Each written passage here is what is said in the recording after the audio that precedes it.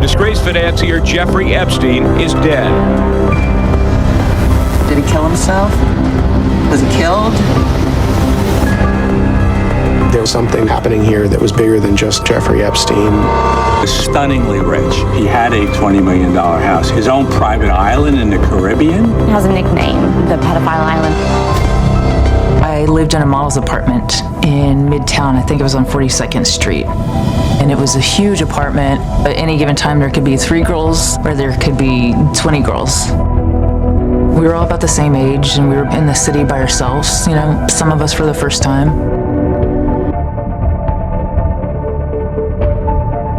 This is a Democrat hoax. Yeah, I'd be inclined to do the Epstein. I'd have no problem with it. Are you still talking about Jeffrey Epstein? Yes, we are. Because if nobody cares about Epstein, then why all the deflection? Tonight, the Justice Department releasing its biggest batch yet of documents related to the late sex offender Jeffrey Epstein, including this fake Austrian passport with Epstein's photo and a false name. The new release also includes documents that mention President Trump. In one email, a federal prosecutor, citing flight logs, says Trump was a passenger on at least 8 flights between 1993 and 1996 between New York and Florida on Epstein's jet. President Trump is speaking out about Jeffrey Epstein, the billionaire accused of sex trafficking. He was a fixture in Palm Beach.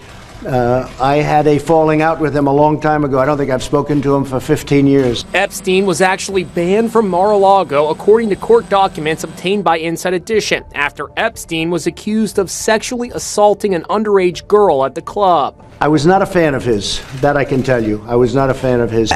New photos from House Democrats that put Jeffrey Epstein back in the spotlight on the eve of the deadline Congress set for the Justice Department to release all the Epstein files. We just got 5 more pictures from the Epstein estate, courtesy of Democrats who are eager to keep the story in the headlines. The photos were provided without context. First, we have, if you see up there on the screen, a woman's foot with a quote from Lolita. This is a novel about a man's sexual obsession with a 12-year-old girl. Some of these texts, I don't know, try to send someone else. One text says, I have a friend, Scout. She sent me some girls today, but she asks $1,000 per girl. I will send you girls now. Maybe someone will be good for Jay. Don't know who Jay is. Redacted information, I think we are seeing as well, about this girl, presumably, including age and height measurements. Democrats on the U.S. House Oversight Committee have released 68 previously unseen photographs from Jeffrey Epstein's estate. Some of the newly released images show foreign passports with the identifying information blacked out and phrases from the book Lolita written on parts of what seems to be a woman's body. The release comes just one day before the U.S. Department of Justice is required to make the case records public under the Epstein Files Transparency Act.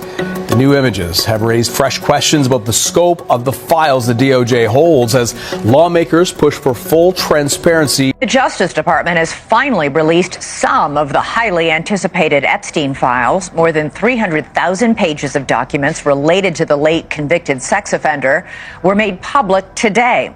They include photos, flight logs, grand jury testimony, and a lot of heavy redactions.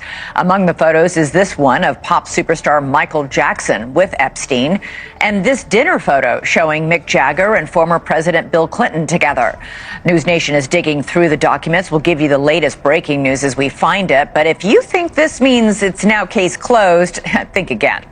The DOJ was under orders by law to release all the Epstein files by midnight tonight.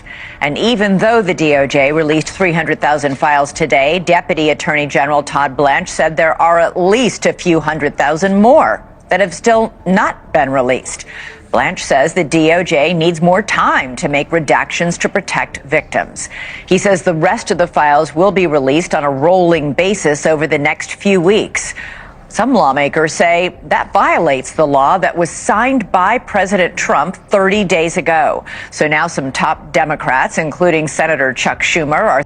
This is our original reporting on those newly released emails from the deceased sex trafficker. So we turn to how Epstein tonight, who had used money and politically connected lawyers to duck the worst charges in his original sex crime case, how he continued that playbook. And that was clear. even as the legal walls closed in. In those final couple years before he was arrested, things looked tough. His legal team did change over time, but he continued to keep up with the two lawyers you see here, Ken Starr and Alan Dershowitz. And they brought more than courtroom experience. They had links to the very top of the government and business elites who run large parts of this country. The new emails shed more light on how Epstein and Starr seemed very close. They met regularly. Starr was at times a professional, where Epstein had been his client, a paid lawyer, but he also was noticeably warm. We see in these emails he signed them hugs and love. A cuddly rhetorical side of Starr that was not his public persona. He was, politicos will remember, the special counsel who went after President Clinton. So one thing that's missing from the coverage of the Jeffrey Epstein scandal is the voices of people who served in the Metropolitan Correctional Center with him or near the time that he did, where he met his end. And so to try to rectify that, we're joined now by journalist, activist, and former MCC inmate, Martin Gottesfeld. Marty, thank you so much for joining us. No problem, Ryan. Thank you for having me. So to set the stage here, can you talk about the time that you served inside the MCC and how that relates to Jeffrey Epstein's time there? Okay, so I was there from November 2016 to early February 2017. Epstein died there about 2.5 years after I left. But at the time I arrived at MCC, Epstein had not yet been there. El Chapo had not yet been held there. And the facility was really kind of flying under the radar. People really weren't aware of it, even though that, attorneys and prisoners had been active trying to reform the facility for a long time. The facility was already dilapidated. The staff were already out of control. Disaster was very clearly on the horizon. Anyone could see it. But at the time, I was a contributor for HuffPost, and you were my editor there, and we published, quite a bit about the facility before it rose to national prominence. And so we were really kind of like the early warning system that, something was very likely to happen here. All right, and so one of Epstein's, tell us about your connection to one of Epstein's cellmates. So I understand it was Epstein's first cellmate, Nick Tartaglia. Today, we will discuss how large-scale repayment systems manage transitions, especially when borrowers face difficulty meeting financial obligations. This discussion is not about specific administrations, individuals, or political decisions. Instead, it focuses on general principles that guide repayment policies, borrower support, and system-wide adjustments during periods of change. Let's begin by understanding the challenge. When people borrow for education, repayment is often planned over many years. These plans are designed around predictable income, stable employment, and consistent financial conditions. However, real life does not always follow a predictable path. Changes in employment, income, or broader economic conditions can disrupt even the most carefully planned repayment schedules. Because of this, repayment systems must balance two important goals. The first goal is responsibility. Borrowed funds are expected to be repaid under agreed terms. The second goal is fairness. Systems must recognize that temporary hardship does not always reflect long-term ability or intent to repay. Managing this balance is complex. One tool sometimes used in repayment systems is involuntary collection. These mechanisms are designed to recover overdue payments automatically, often by redirecting a portion of income or refunds. While effective in recovering funds, such measures can create significant strain for borrowers already facing financial difficulty.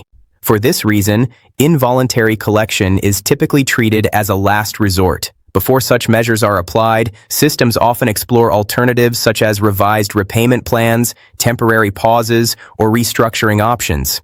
These alternatives aim to help borrowers regain stability while maintaining the integrity of the repayment system. During periods of transition, repayment authorities may choose to delay or pause involuntary collection. This pause allows time to review existing processes, improve repayment options, and ensure that borrowers have access to clearer and more affordable pathways.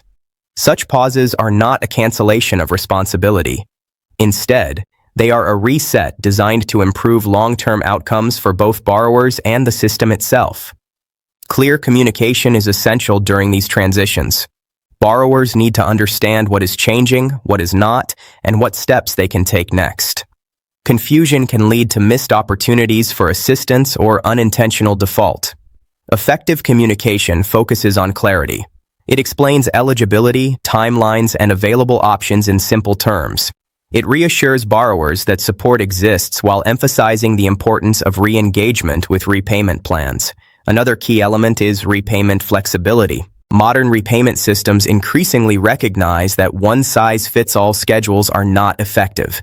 Flexible plans adjust payment amounts based on income, household size, or financial circumstances. These plans help borrowers remain current without sacrificing essential needs. Flexibility encourages participation. When payments feel manageable, borrowers are more likely to stay engaged. This reduces long-term default rates and improves system sustainability. System improvements often occur in phases.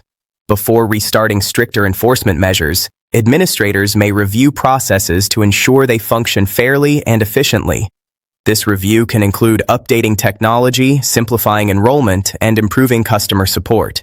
Improved systems benefit everyone. Borrowers receive clearer guidance and better options.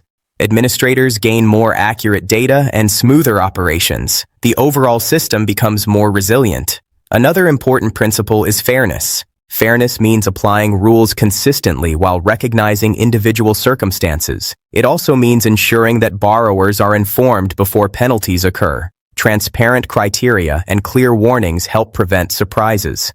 Fair systems build trust. When borrowers believe the system is designed to help rather than punish, cooperation increases. Trust encourages early communication when difficulties arise, which allows solutions to be found before problems escalate. Default is rarely intentional. In most cases, borrowers fall behind due to confusion, temporary hardship, or lack of awareness about available options. Addressing these root causes is often more effective than immediate enforcement. Education plays a role here. Borrowers benefit from clear explanations of repayment terms, consequences of missed payments, and steps to recover if they fall behind. Knowledge empowers borrowers to make informed decisions. Another important factor is timing. Restarting enforcement during periods of adjustment can create unnecessary strain. Allowing time for borrowers to understand new plans and enroll in suitable options improves compliance and reduces distress. Timing also affects outcomes. When enforcement follows system improvements, it tends to function more smoothly. Borrowers are more prepared, and processes are clearer. Administrative pauses can also be opportunities for outreach.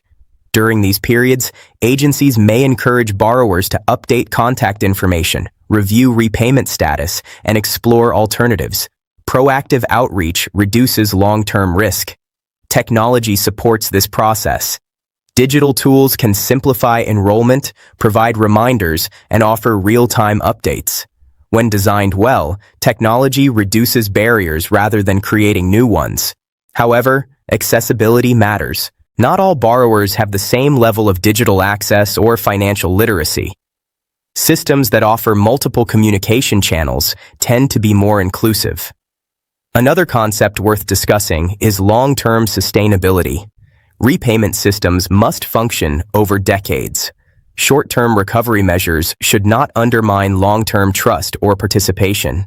Sustainable systems prioritize engagement, clarity, and adaptability. Adaptability allows systems to respond to changing conditions. Economic environments shift. Employment patterns evolve. Systems that can adjust repayment terms accordingly are better equipped to maintain stability.